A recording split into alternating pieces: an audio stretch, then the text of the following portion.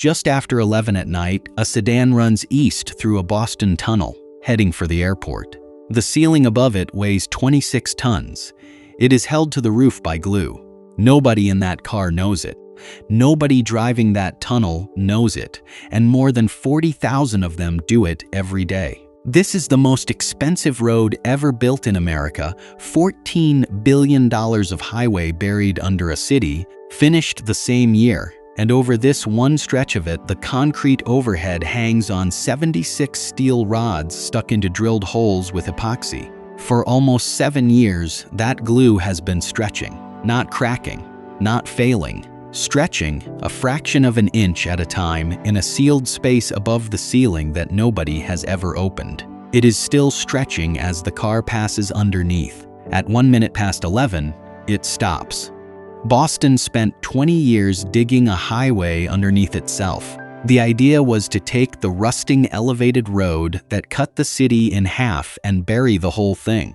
It was meant to open in 1998 and cost less than $3 billion.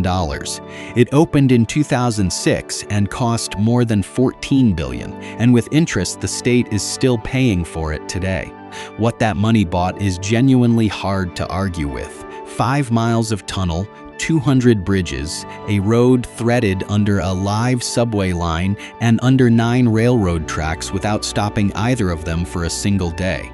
But a road tunnel has a problem a bridge doesn't. Exhaust has to go somewhere.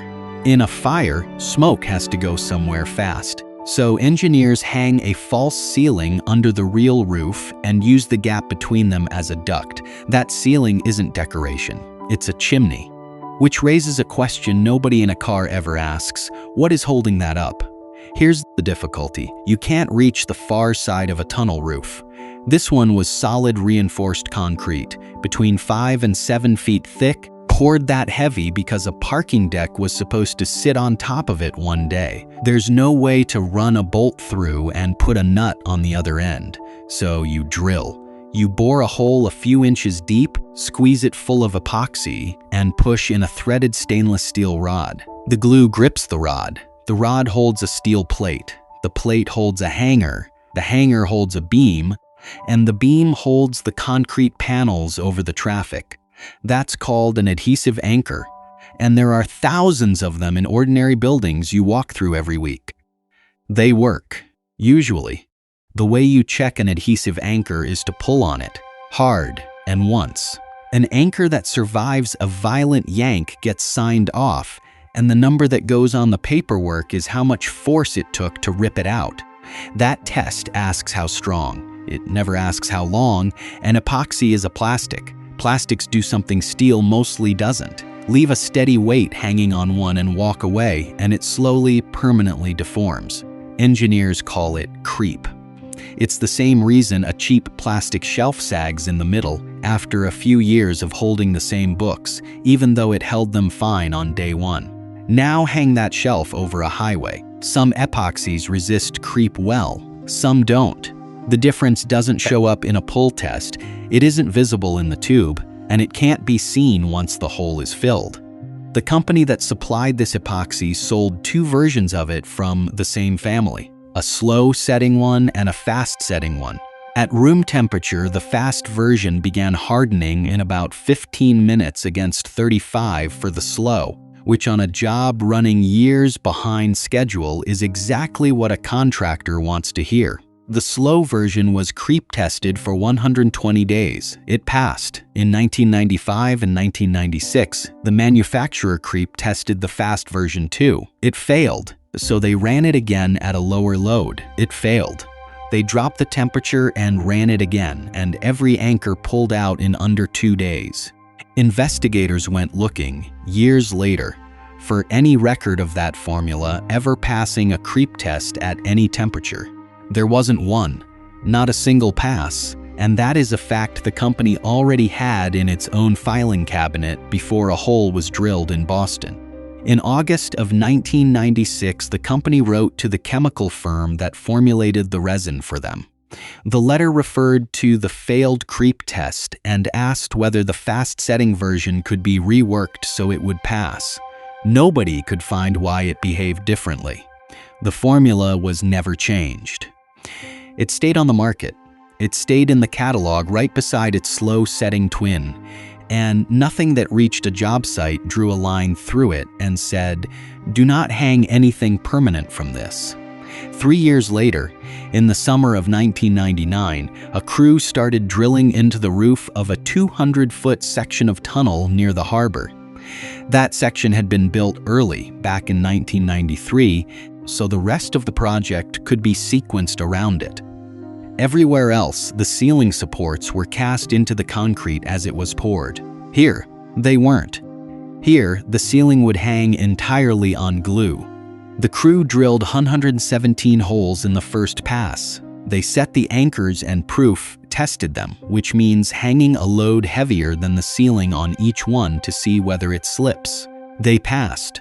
Through August, the steel crews lifted the modules up into place. Picture one of them, 30 feet across and 40 feet long, 15 slabs of reinforced concrete riding on 4 steel beams, the whole assembly weighing about 38 tons and carried on 76 anchors. From the road below, it reads as a ceiling. From above, it's a rack.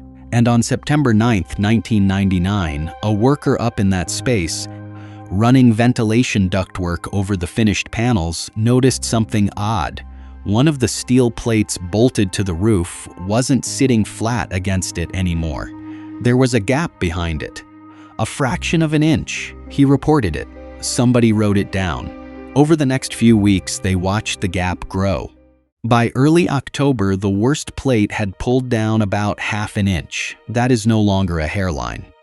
That is a steel plate walking away from a concrete roof with a ceiling hanging off the end of it. The contractor wrote to the firm managing the project and asked for direction.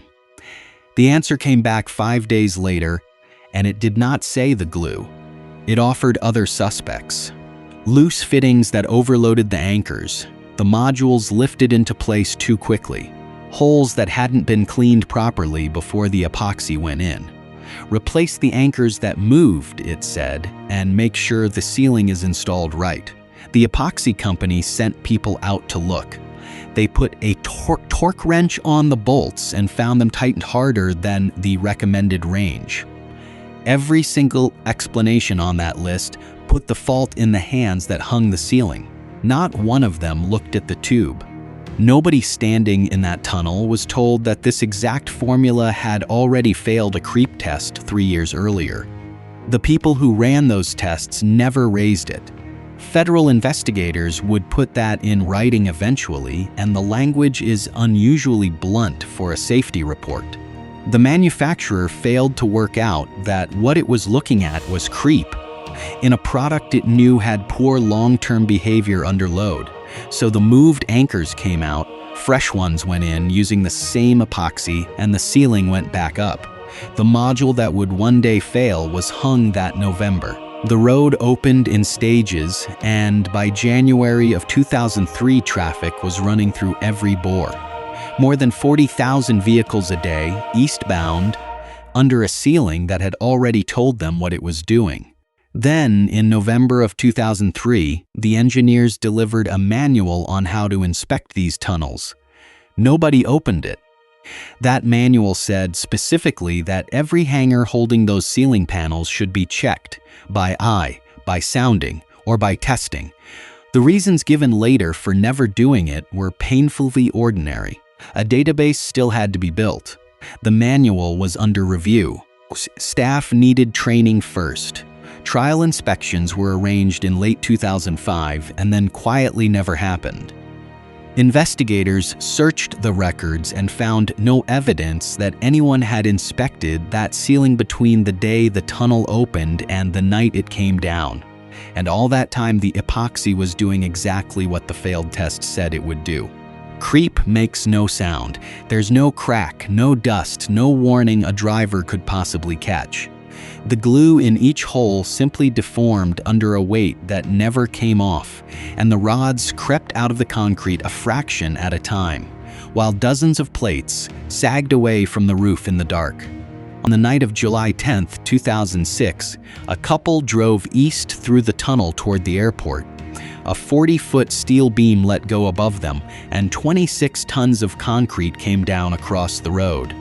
The woman in the passenger seat was killed. Her husband, at the wheel, got out with minor injuries. When crews went up into the ceiling afterwards and measured every remaining anchor in that stretch, they found 161 of them had already slipped, some by more than an inch. The official cause was an epoxy that could not hold a steady load. The one thing it was doing every second of every day. The suspended ceiling in that section was taken out and never put back. It turned out the tunnel didn't need it. At the time, the country required every bridge to be inspected at least every 2 years. For a tunnel, there was no such rule at all. The ceiling didn't fail that night. It had been failing since 1999.